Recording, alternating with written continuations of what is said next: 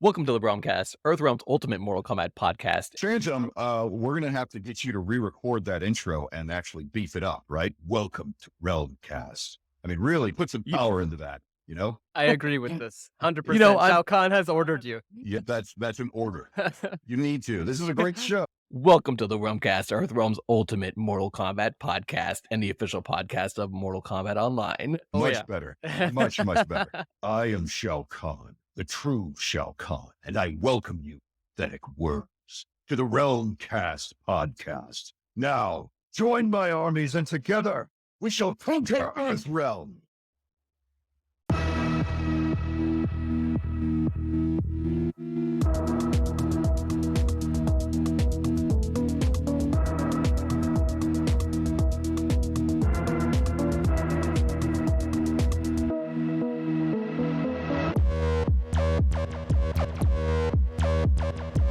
Prepare yourselves as we plunge into the depths of the Mortal Kombat multiverse, bringing you well-known and significant members of the Mortal Kombat community. I'm your host, the Mortal Kombat Phantom, and with me as always is my co-host, our lore master, Yanni. Welcome, Yanni.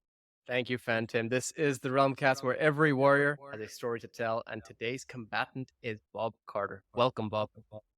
Hello, hail, and bow before the power of Shao Kahn. Bob, before we really get into everything, could you kind of tell us, where did you get your first introduction to Mortal Kombat? Funny you should ask that. In all seriousness, when I first started working, I mean, this is, I was, what was I, 18 years old, 19 years old. I was working at a music and record store called Turtles, right? Turtles Music and Records. I got my first paycheck, my first entire paycheck. And I was all excited. And so I was going out with my friends to go party and celebrate. And we were going to go bowling because it's Friday night and have a good time. And I heard the sound as I was putting on my bowling shoes, the sound that just made me turn around and say, oh my gosh, what was that? And it was, right? And it was Mortal Kombat. It was reverberating throughout the entire gaming section of the bowling alley, right? Like, the entire arcade. And I was like, what is that? And so, of course, it drew me over to the game. And then when I watched what was happening, I was just in shock and awe. And I was like, oh my gosh, this game is insane. It's incredible. What is it? How do I learn? How do I play? And the guy playing it was like, pay-per-view, buddy. It's pay-per-view. You want to learn how to play, you got to pay. And I blew my entire first paycheck in my life on Mortal Kombat. The first paycheck I ever made, I blew the entire thing that entire weekend learning how to play Mortal Kombat. And from the classic first game, Raiden and Scorpion, of course, were my mains. Nice. Very Did they solid remain your choices. favorite characters, or did you switch it up? Well, eventually, of course, I learned how to play a lot more, but I'm just saying in terms of the first game, Raiden, Scorpion, and Liu Kang, and then Goro later on, because Goro was awesome. And then MK2, all of the above, plus a little bit of Nightwolf and Lobo as well. So, but yeah, I like All Nightwolf. right. So you the go all into Tomahawks. the video games, even Injustice and everything. Yeah. So yeah, I thoroughly have always enjoyed Mortal Kombat. So Do you have any favorite Mortal Kombat characters now that you've, like, since your originality, kind of, you've voiced some and you've been some, but do you have a particular favorite? of all time, it would obviously be Shao Kahn. But besides that, I'm still partial to Raiden. I mean, in all seriousness, man, the electricity, the electric teleport, the throwing the fireballs. Also, I'm a huge fan. Like, one of my favorite movies of all time is Big Trouble in Little China. So of course, the Three Storms, without question, that's always been closest to my heart. How about a favorite Mortal Kombat game then?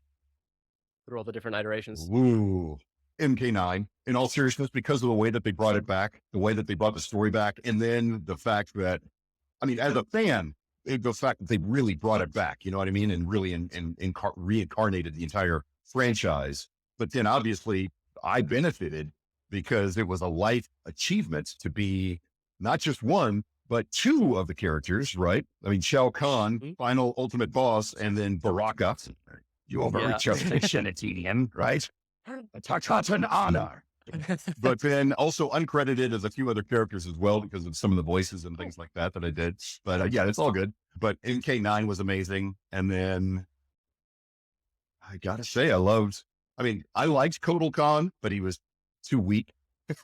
And so I really did enjoy I mean, really, I did enjoy the fact that Shao Kahn came back and, and beat him. It was a good storyline. And then in all seriousness, the fact that they kept it fresh with MK1. Now, I wish that I had been part of the franchise, but I understand, I mean, when it comes to castings and things like that, there's always a business involved. There are always many different reasons and rationales in terms of who gets cast and why, and all these different things, and logistics as well in terms of schedules. And so fortunately, I've had a strong enough career that I'm still working, still booking phenomenal characters, still booking amazing projects and IPs. And, I'm obviously still in the industry.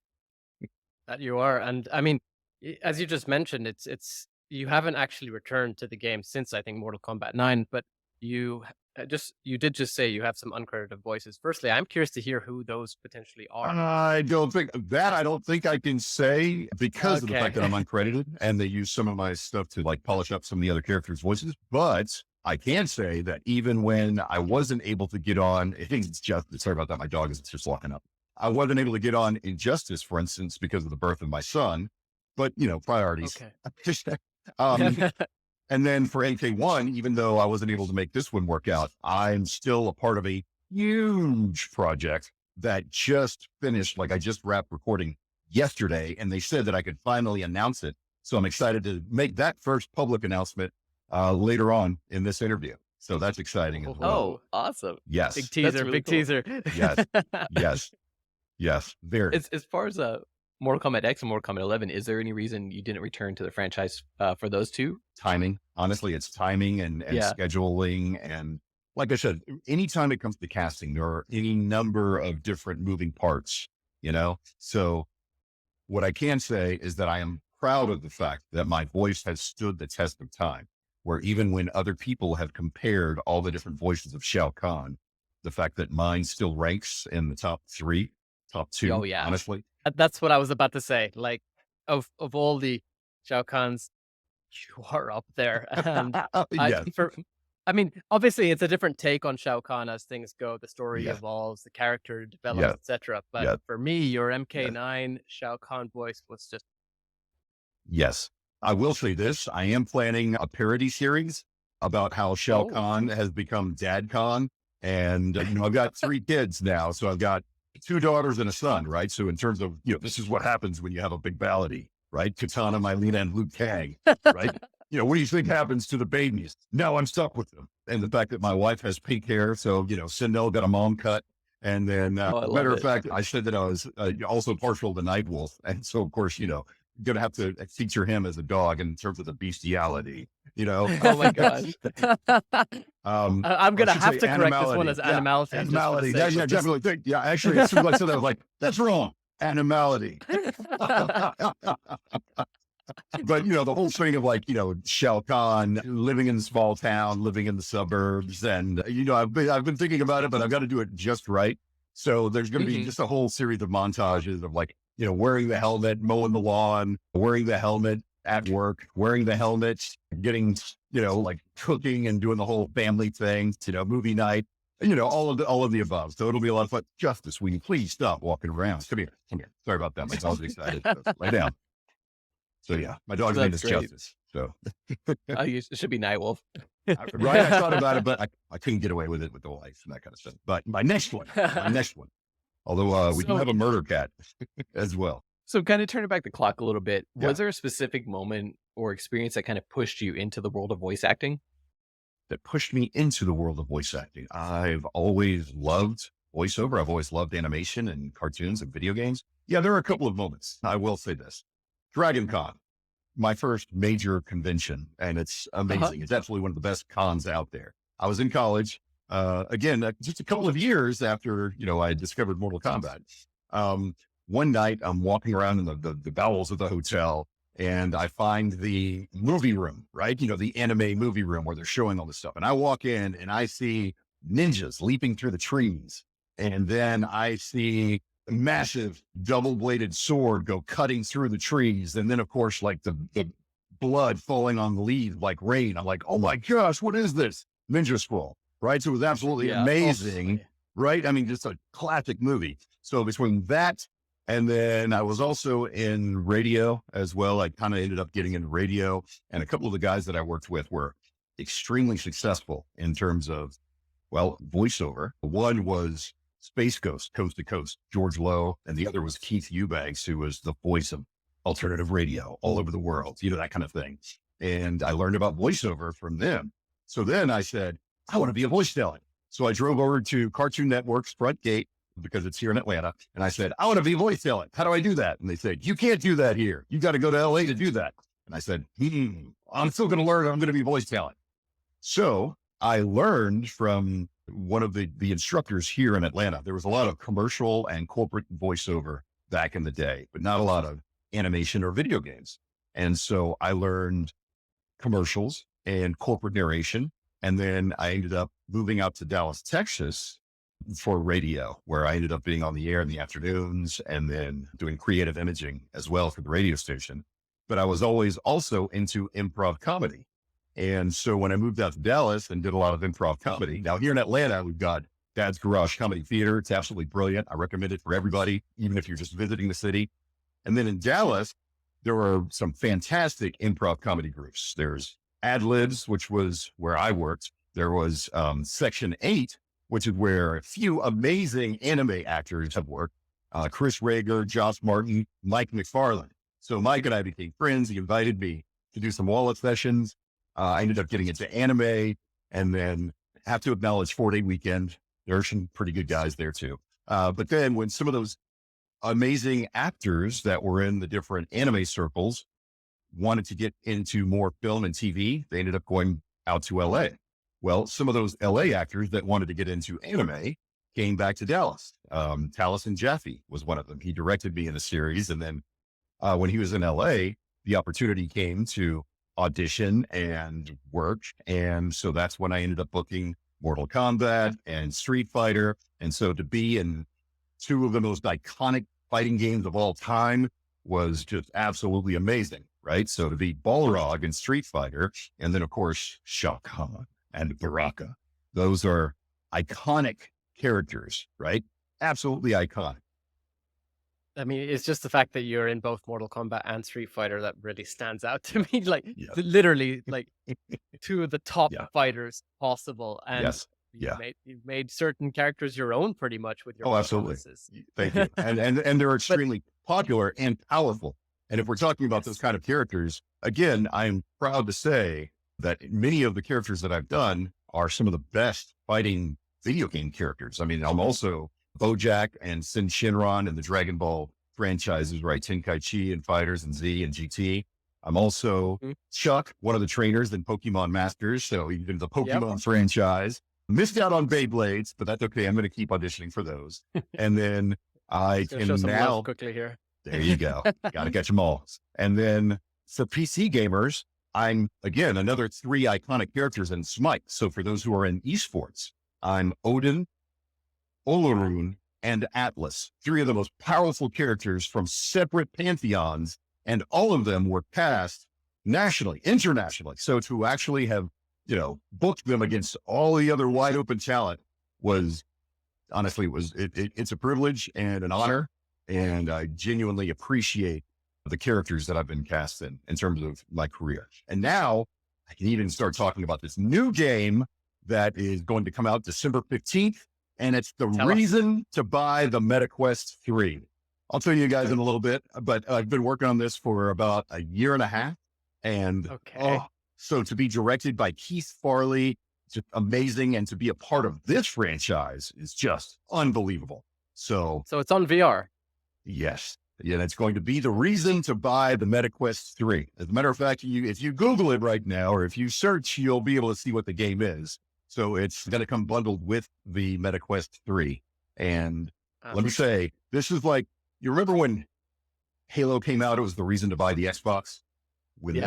So this is the reason to buy the MetaQuest 3. And it is amazing from the things that I've seen, the things that I've been a part of for this project. This is why I wasn't like devastated and crushed when MK1 came out and they didn't ask me. You know what I mean? Like this is pretty exciting. So yeah. Well, I mean, have you found it yet? I've been teasing. Okay, good. Asgard's Wrath 2. So I'm very, very excited Oh, about this. Yes, Asgard's Wrath 2, and it's from everything that I've seen, it just looks amazing. They've taken VR to a completely new level. I mean, before it was, I love VR. Obviously, it's really good, but this is another it, level. it was on the Oculus before, wasn't it? Yeah. The first Asgard's Wrath. Yes. Yeah. Yeah. All right. Yeah. And this is going to be major. So this is coming And that's bundled coming with out it. December 15th. December 15th. Yeah. I'm very, very excited about this. I've That's been awesome. sitting on this one for a long time. Yeah.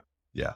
And then, And who will you be playing? Can you tell us that, or is it plot related? That I don't know if I can say yet, but they said that I could talk about the game and I could talk about it coming out December 15th. So, but I'm actually two of those characters as well. So, yes. Yeah. So yeah, I'm excited about it. That's awesome. I'm looking forward to it. And now I have to keep an eye on a MetaQuest 3 for myself. Yes. Yes. Thank you. Thank you. So yeah. You mentioned some of the anime that you'd worked on, and you like Dragon Ball, even like JoJo's Bizarre Adventures and stuff like that.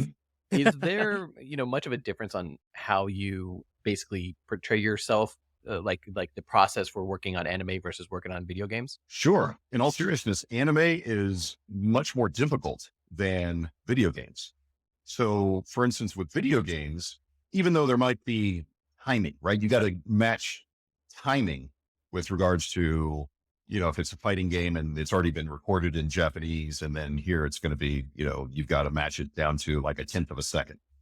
That's still easier than doing anime, because anime, think about this. Not only is it already, it's already been drawn, right? You've got to match flaps down to the 30th of a frame, right? The 30th of a second, because, it's not just 24 frames per second anymore. Now we've got HD anime, right? And again, when you get into that whole argument of subbed versus dubbed, let's be clear. We put our lives and our passion and our imagination and creativity into the genre. So we are dedicated to getting it right. And then you have these quiet, understated geniuses of sound and also the process who are so good at what they do. So think about this. When it comes to anime, we don't get to see it in advance, right? We might know the series that we're working on, but we can't talk about it. And generally you can't see it in advance because it's a simuldub. So let's say that I'll get to see the shot in the original Japanese. So I get to see the take once, and then that's to make sure that I get the timing down. Then the second time that they play it, that's when I'm recording, right? So it's my first take. And then I might get a second take if I didn't nail it the first time. But again, to have the emotionality, to have the acting expressiveness, especially when, body language is 80% of how we communicate. So when you take away body language, that other 20% really needs to be there, right? The expressiveness in the voice, the actual dialogue of what we say. And so we've got to make sure that we're getting all of that there. And then also the intensity of the scene, right? Whether it's punching, kicking, reacting, that believability. And then to do that with only 1 or 2 takes, and then to move on. And then again, to have the entire process so turnkey that it can be released within 2 weeks of recording. That's where simuldub, no other industry can even do that, whether it's video games, movies, live TV, sure. But nothing produced, right? Nothing. I mean, maybe a live podcast, right? Live streaming. But even then, if you're going to actually like film and record the scripts and all that other stuff, to be able to put all of that into that experience, anime is tougher than video games. Don't get me wrong. I love video games. And of course they're strenuous, but anime is even more strenuous because it's so intense and it's so compact. And because again, you've got to go from the roars, the yells, the battle noises to also the expressiveness, the emotionality, the drama, the plot twists, and the different characters, because you're going from studio to studio working on different projects. So, I mean, just all of what you just said, bearing that in mind about how it can be so difficult. I mean, obviously the argument of sub versus dub, as you mentioned, but then to bear that in mind when it comes to dub, and also to understand the fact that you were in Full Metal Alchemist, which is as 2 characters, which is considered arguably the best dubbed anime there is, I think. Well, it's one of, you're going to get into all these different arguably arguments, right?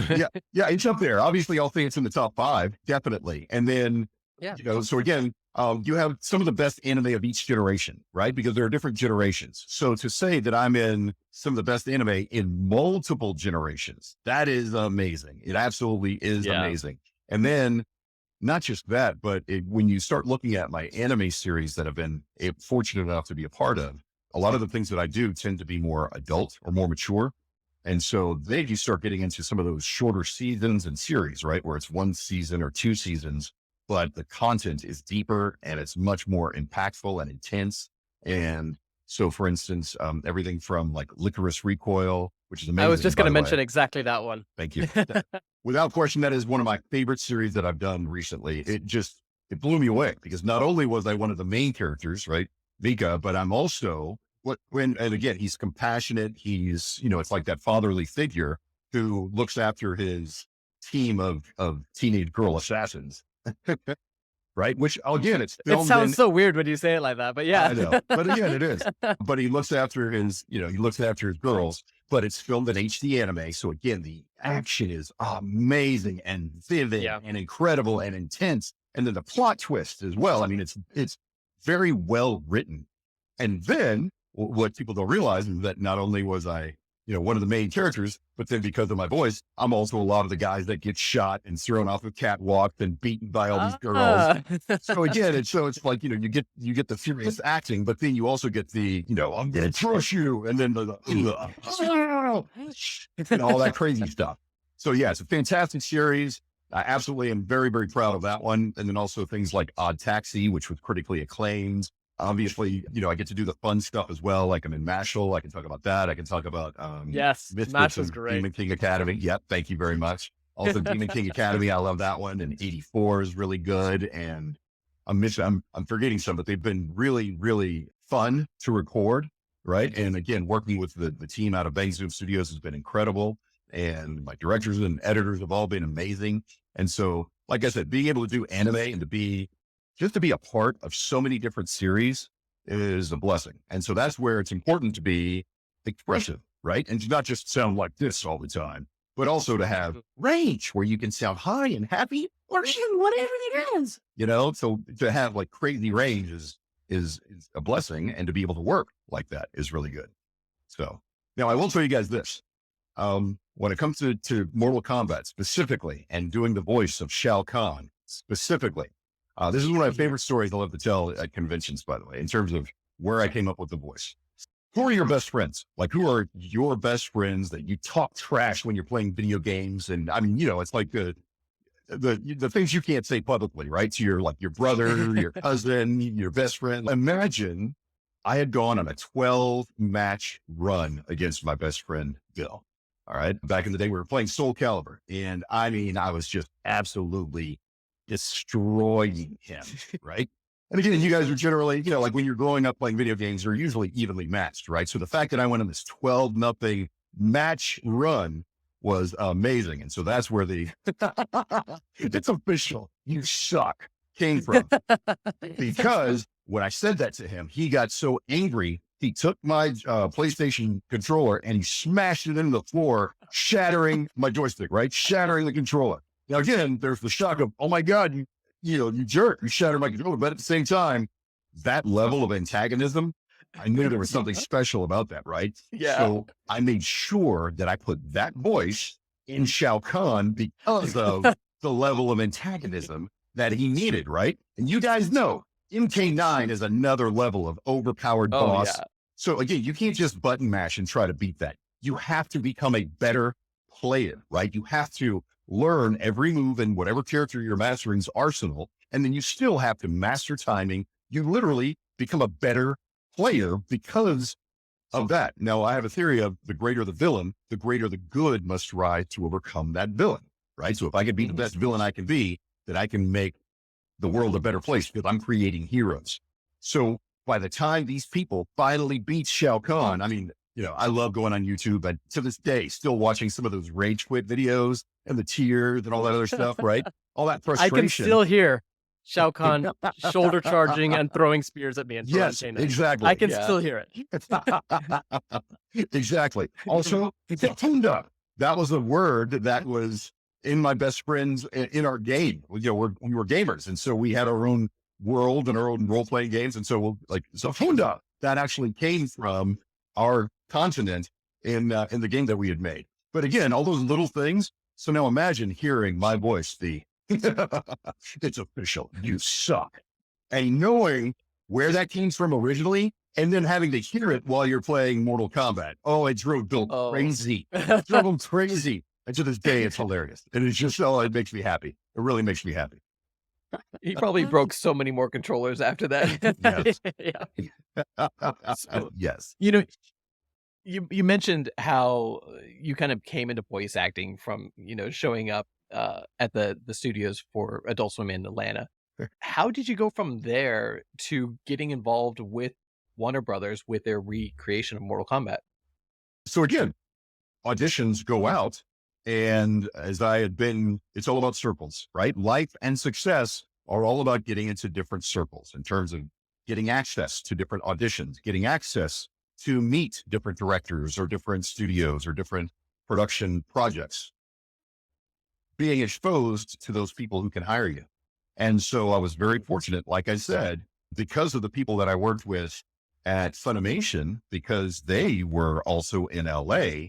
And of course, them working with me, they knew what I could do. They heard the range that I had. They heard the ability that I had, the power in my voice. And again, when it comes to being like anime voice actors, people don't realize anime voice actors, the voice is a muscle, right? Just like any muscle, it has muscle memory, and it's also got power. And anime voice actors are some of the most versatile in the business, in the entire industry, and the strongest in the industry. Because again, to be able to sustain that level of action or intensity or animosity or subtlety, and to be able to do that on command and on demand is special. So when the opportunity came to break into those new circles, I was able to show what I could do and legitimately book those roles.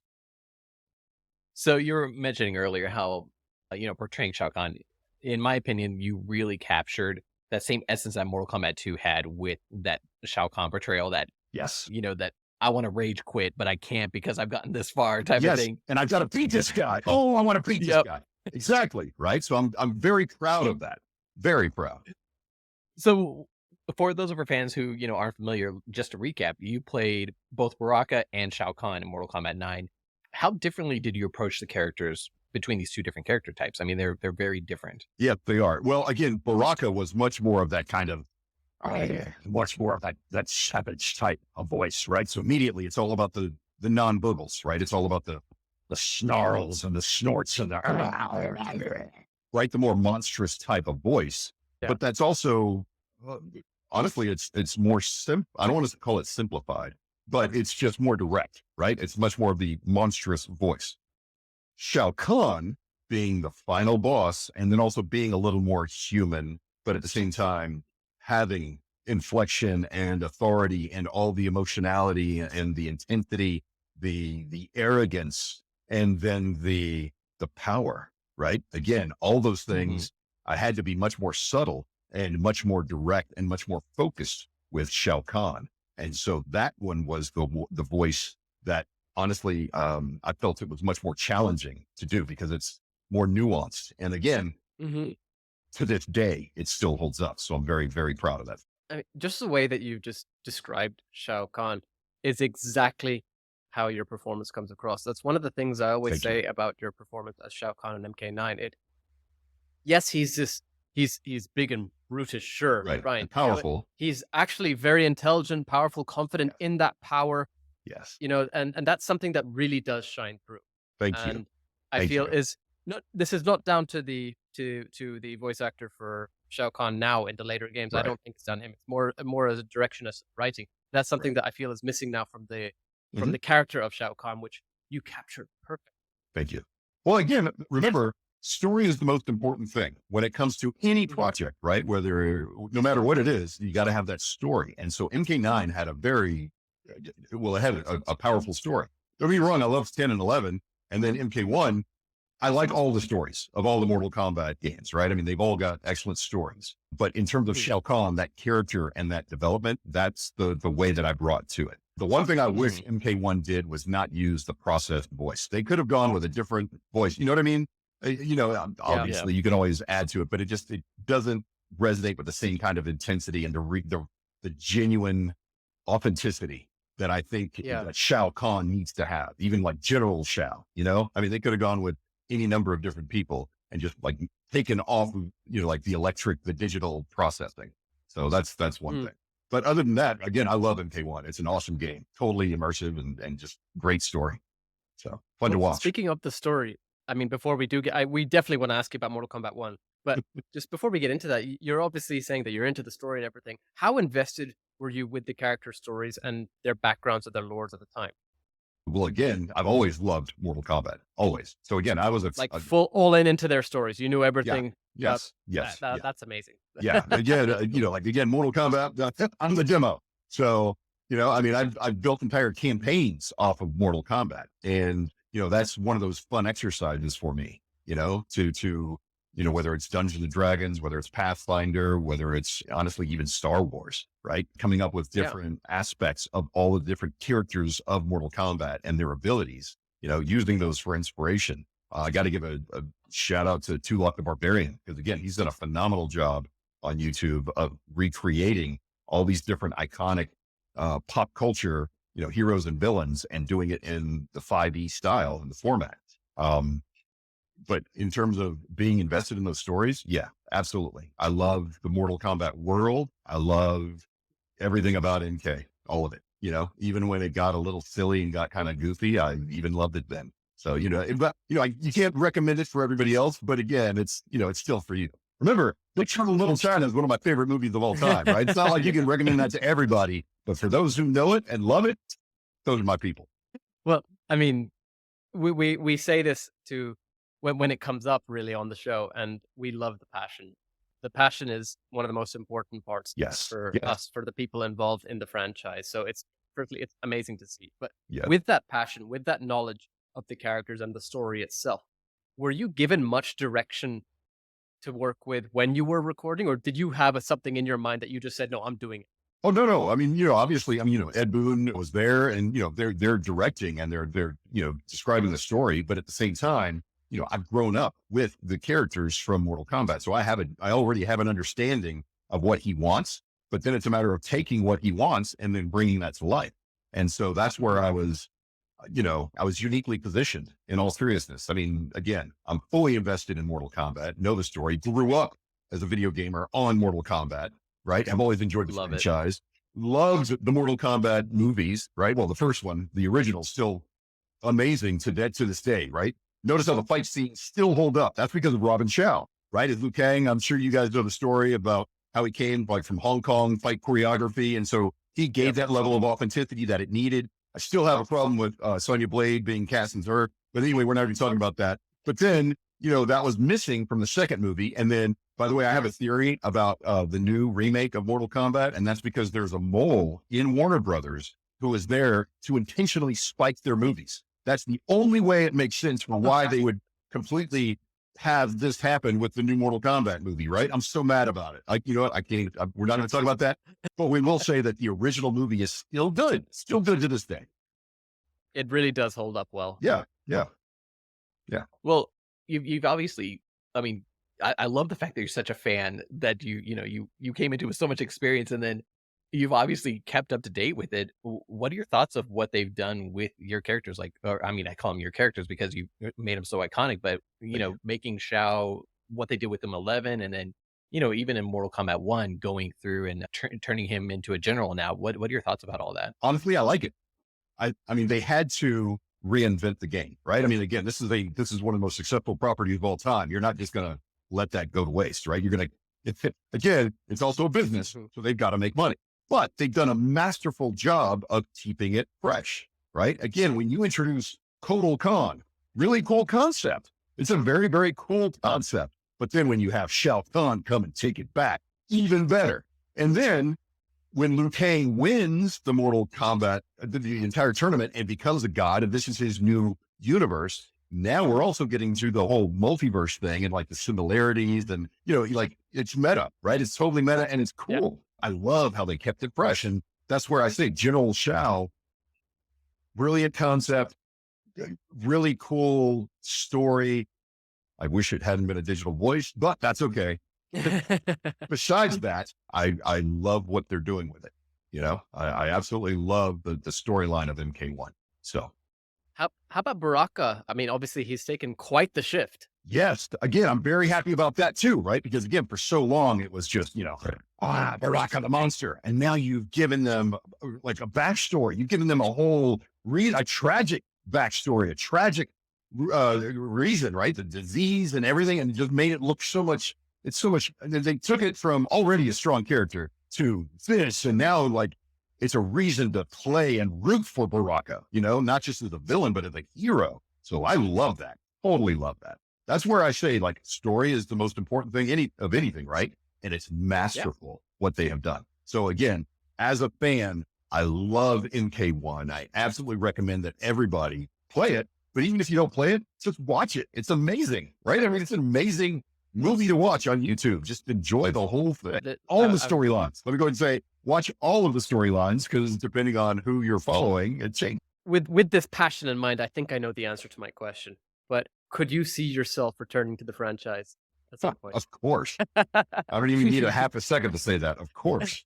As a matter of fact, I did reach out to the voice director just to introduce myself to him and just to say hello. But again, anytime you're dealing with different projects, different video games, all of that, right? Typically, because again, as circles, we usually call upon those that are in our circles. And so, you know, based on every number of things, different directors are going to work with their favorite actors. They're going to work with the favorite people that resonate with them. So even though I wasn't in this, I can still appreciate it. And then down the road, of course, I would love to be a part of this without question. You know, it's one of my favorite franchises of all time. You know, like, I mean, this obviously like Dragon Ball, One Piece, Avatar. See, I'm not even an Avatar, right? And again, I love Avatar: The Last Airbender. I love Legend of Korra. I love the way that, now that's another one where the first time I watched Legend of Korra, I was hardcore Team Aang. First time I watched it, I was like, all right, it's okay. But here's the beauty and the brilliance of the creators of the world of Avatar. They forced an entire generation of fanboys to mature and to grow. Because the second time I watched Legend of Korra, I was like, how did I sleep on this? This is incredible, right? And it's an amazing show. Without question, she's dealing with different challenges. She's dealing with so much more in a different way than what Aang was dealing with. And so that's where you see the maturity of that, you know? And that's where, again, when it comes to fandom, and I'm all about different people and I respect their different fandoms, you know, I mean, again, I love fandom, pop culture of all types. Generally though, we get kind of locked in on, you know, one or two of our generations, and then we don't always grow. So the courage that those creators showed to take that entire series and then move 100 years, you know, and in the future, and now they're doing it again. And this is the part that excites me. Honestly, I'm glad it didn't work out with Netflix, because I love the fact that they went back to Nickelodeon. And I love the fact that Nickelodeon is now like, hey, do whatever you want. And so they're giving them all the creative freedom that they want, right? There's going to be like SpongeBob SquarePants and the world of Avatar. They're going all in. And so I love that. I'm excited about it. I'm also excited about the fact that, again, when it comes to like creative courage, the fact that they broke the world and made MK1, you know, I mean, again, they broke the story and they're retelling it. It's kind of like, again, like with Marvel, right? When you had the whole Infinity War saga, you know, I mean, the fact that when you've got your billion-dollar franchises turning to dust and ash, right? Whether it was Black Panther or Spider-Man, and then, you know, that was this generation's Empire Strikes Back, right? Where the bad guys win, but that just made the next movie so much more amazing. So the people who are in charge of creativity right now, they're brilliant. I absolutely love them. I just wish that some of the executives at Warner Brothers would trust their animation team more and let them carry the ball and run with whatever live action movies they're going to do. Yes. Yes.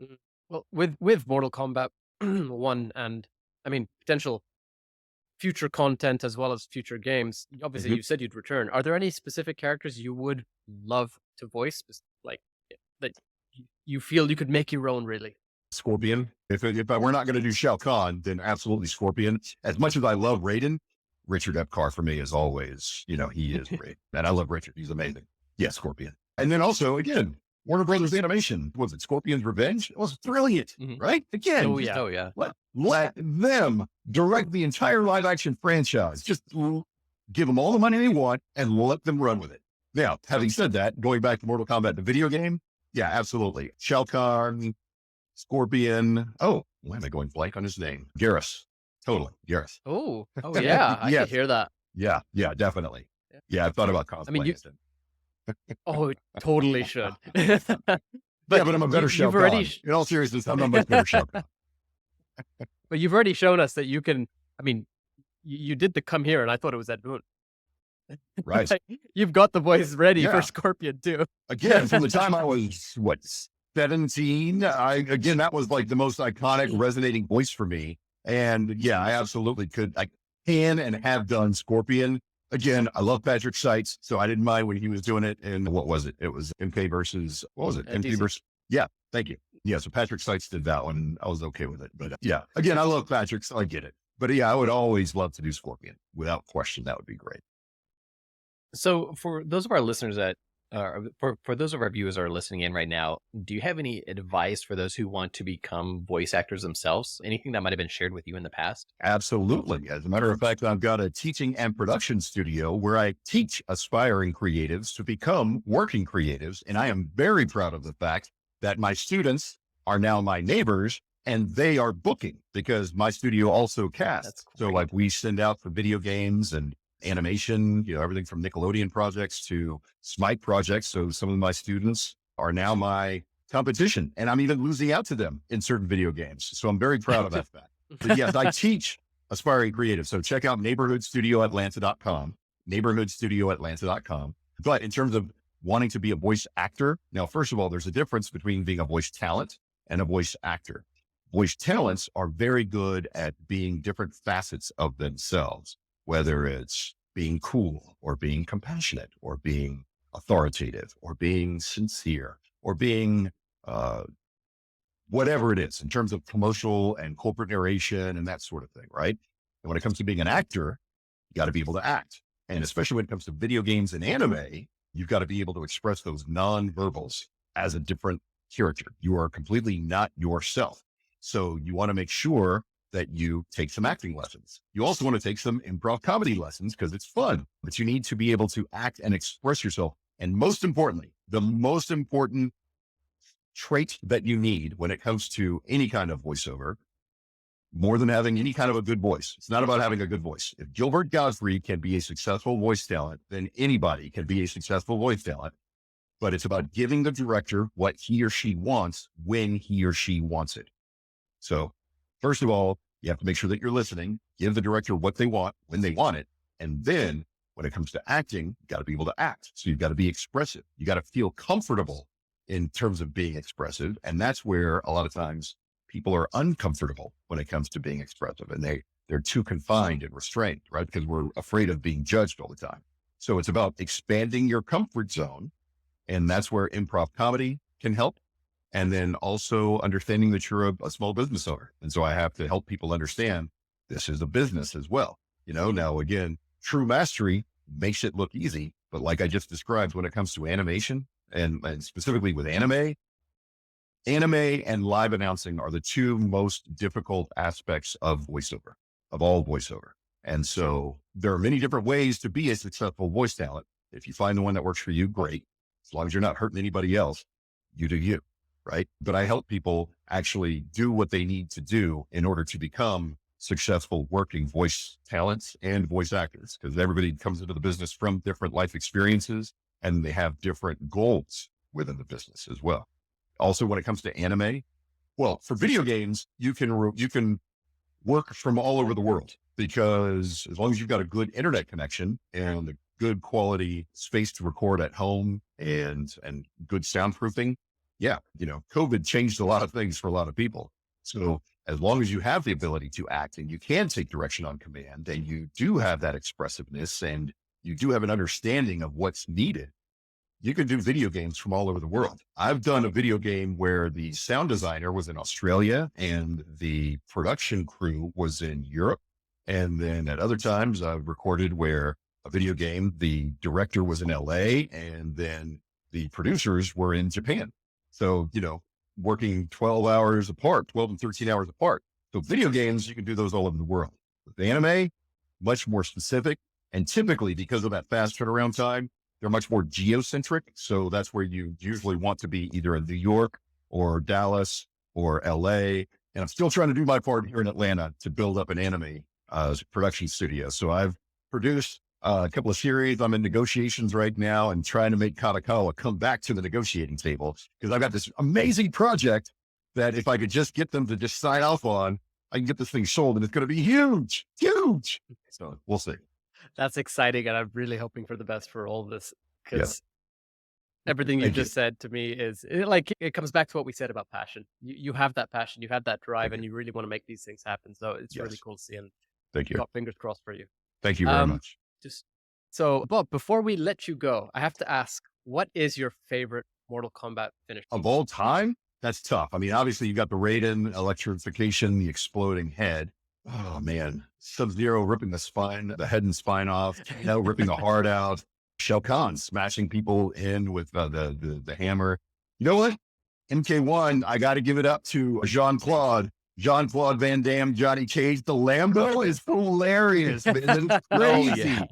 Oh, I love watching all the finishing moves just on YouTube, just going on and just like, especially when I've had like a stressful day and I just need to kind of vent. Yeah, that's my therapy. That's a little bit of cathartic therapy for me is I'll just watch some of those finishing moves and some of the X-ray breaks. Oh, I love it. Totally love it. I am so blown away by the creativity, right? The creative originality of each of the artists. And again, the storytellers, because these guys have demented imagination. I didn't think many people had an imagination as sick and twisted as Stephen King, but these guys can compete. So, Yeah. which by the way, how they always bring in celebrities and the different franchises or whatever. My hope for MK1, like when they start bringing in the celebrity cameos and things like that, I have to admit, I like Rambo and the Terminator. I want them to bring in Stephen King and like have his mind open up and have his nightmares come out and grab people. Right. So imagine his nightmares come to life and you're going to get like like this demonic clown and then like Pet Cemetery, a cat runs out and scratches, just crazy stuff. Right. But imagine Stephen King as one of the MK1 characters. That would be awesome. This is such a coincidence because I just watched it last night. Like, okay. So this is such a coincidence. Who knows when we might get, Ed Boon has hinted at in the past, maybe Pennywise and stuff like that. Yes. So yeah. It could be anything. Definitely. Right. Or Jigsaw. But I mean, again, imagine having like some of the authors from some of the different franchises, but especially like Stephen King. He's just so iconic. I think that'd be really cool. So Bob, before we let you go, where can our listeners find you or do you have anything that you'd like to plug on our show? Yes, as a matter of fact, you guys can follow me on Instagram, Carter Game. I'm all things Carter Game. So whether it's Carter Game on Instagram or on Twitter or X now, the Neighborhood Studio Atlanta also gets me. And then what else? As far as plugging goes, let's see. Yes, Asgard's Wrath 2 coming out December 15th. The reason to buy the MetaQuest 3. I'm very, very proud of that. And then I've got some video games that I'm working on as well. I can't talk about those, but those are exciting. And then let's see, what else can we talk about? Can I talk about that yet? No, never mind. That's the big one that I can talk about. It's always tough when we hear into those NDAs, in terms of what we can talk about and can't talk about. So yeah, so there you go. All right. Well, we will be leaving links to your social media in Thank the you. description of the video, wherever this airs. Yeah. And I just want to say thank you, firstly, to all of our listeners for stopping by the Realmcast. And thank you, at this point, more importantly, thank you very much, Bob Carter. You know what? Just because it's you guys, I'm going to give out something that I never give out. If you find a guy, Carnage, Karnaj, on whether it's Twitch or Xbox or anything like that, that will be me playing video games. I have very limited time nowadays to do that. But, like that's what I've got going on. So like, actually right now, I'm not playing a bunch of competitive games, but if you ever see that name, on MK1 online or anything like that, just know you're about to get rocked. I'm going to search for you now and beat you with Shao Kahn. You could try. You could try. Bob, thank you so much for joining the episode. Thank you so much. It's been a pleasure to have you on the podcast. Yeah. You can find Yanni and myself, Phantom, on the Mortal Kombat group on Facebook, as well as on all our social media pages at Realmcast. You can also join our official Discord channel hosted on Mortal Kombat Online server through the link in the description, where we discuss Mortal Kombat along with our listeners. Special thanks to Uppercut Editions for their continued support, as well as Collector's Maze, who brings you all things geek. You can find Collector's Maze across all social media platforms, so be sure to follow them for some great content where every turn is a new adventure. The Realmcast is the official podcast of Mortal Kombat Online. You can catch up on all episodes of the Realmcast on YouTube, Facebook, iTunes, Spotify, and MortalKombatOnline.com. Thank you.